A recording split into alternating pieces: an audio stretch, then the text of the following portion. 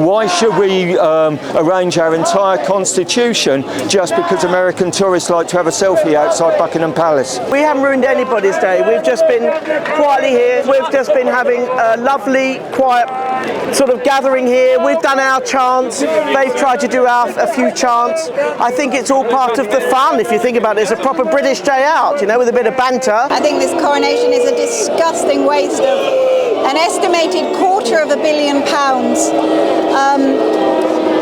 The royal family sits at the top of a pyramid of inequality in this country. There's classism and snobbery in this country, and it's because of them at the very, very top. I'm here to exercise my democratic right, and since I'm paying approximately £5 for this coronation today, I feel I've got just as much right to come here as the royalists who have paid their £5.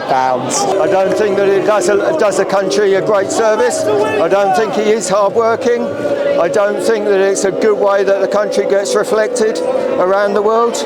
I don't believe in people who aren't elected having positions of power, especially privileged people. I believe in democracy, and monarchy is by its very nature undemocratic. I believe in equality, and inequality is a huge problem in this country at the moment, and they epitomise inequality. We're told the idea that everybody loves the royal family and that we all sort of enjoy the feudalistic aspect of bowing down to people, and it's just so not true. Most people are indifferent, and a few of us actually feel it's important to come out and say, right, I'm against the monarchy. As people, it's nothing to do with them personally. The whole idea that we've got this institution that corrupts the whole country. If you look at it carefully, we've got a system of landed gentry clawing in wealth after wealth. The Duke of Westminster, $9 billion a year, and they pay no tax on it. It's just an unfair society, and this is just the pinnacle of it. So what we need to do is to challenge that narrative that it's okay to have dukes and lords that we're supposed to bow down to, that are creaming in the wealth. They don't have to go to food banks. They go to food banks for photo opportunities. People in this country are going to food banks because they can't afford to eat. What are your thoughts on the people out protesting here? I just think to see these people out today is a real shame, because the amount the monarchy do, the amount of tourism, capital they bring in for the country, to see these people showing such repress against the monarchy, really, it's not good to see. I'm against it very much, so yeah, I think it's not respectful. If they don't like it, they shouldn't be here. I think it's quite sad, because if they listen to the King, his coronation, he says he's for all faith, and even people that don't believe. And I think it is very sad, because I'd rather have a king and a family, stable family, rather than other countries. They set an example. They're not perfect, we know that, but I think the king will be a good king. What would you say to people who are saying that you're ruining their day today? We had a designated area here which was agreed by the police, and it wasn't the case that we were spoiling their day next to us. It was a mixture of royalists who either deliberately came here to provoke, and some of them were actually, and the police told them off, but also if they'd have been better informed, they would have gone to the other 95% of the route, where they would have seen a lot more red, white and blue, and hearing a song which mentions one person but doesn't mention the nation. When you look around at the amount of royalists that are here, we are comparatively few, so I think people are exaggerating if they say that. Also, my money's also paid for this day. It's taxpayers' money that's paid for this, and the taxpayers are allowed to disagree with that and show that we disagree with that. So if people want to come out and celebrate, absolutely fine, but I don't think it's their place to want everyone to agree with them. It's a once in a lifetime opportunity, maybe more than once in our lifetime. Charles is quite old, so we'll be out here again when William gets crowned, and it's not our intention to ruin their day.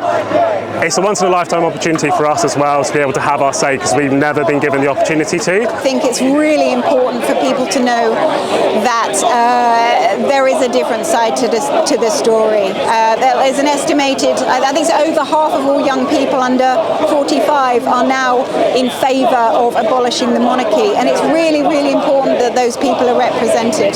There's been plenty of media coverage of every other part of the coronation, so I don't think we've ruined anyone's day. We're just a very small part of it. I'm very happy for other people to come along and support the King, but they need to support my right to say no, thank you very much.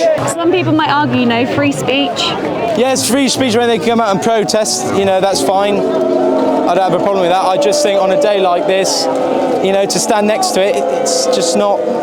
It's not nice, really. It's very negative. This should be a happy day, and celebrating our King and what he does for the country. And what does he do for the country? He does everything. He's a member of the duchy. He's so interested in agriculture, which I'm from a farming background. So I think he's brilliant for all he does on our agriculture, and his service to the people is just brilliant. What are your thoughts on us being in a cost of living crisis and we're spending all this money on the... No, it's absolutely outrageous. They've got so much money. I thought he was going to actually slim it down, which may have helped the monarchy in the long term. If he'd have sort of suddenly started, giving some of the palaces to the nation, slimming down the number of people that are getting paid to be royal, I thought that would have been a good step for saving the monarchy long term, because I don't think it's sustainable long term.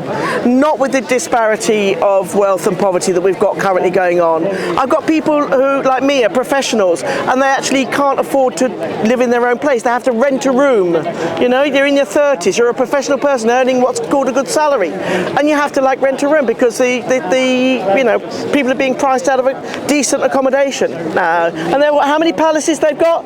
Is the two of them. All their children have flown the nest. Well, they 9, 10 palaces plus their private ownership. Don't forget, they own so much privately as well as what they hold in the name of the crown, which is supposedly for the state. There is no cost of living crisis for the rich, as the rich get richer and the poor get poorer.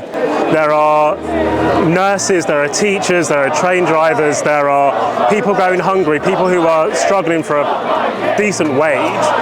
That money could have gone to help them, but instead it's going towards this pompous ceremony, which is just for vanity, really.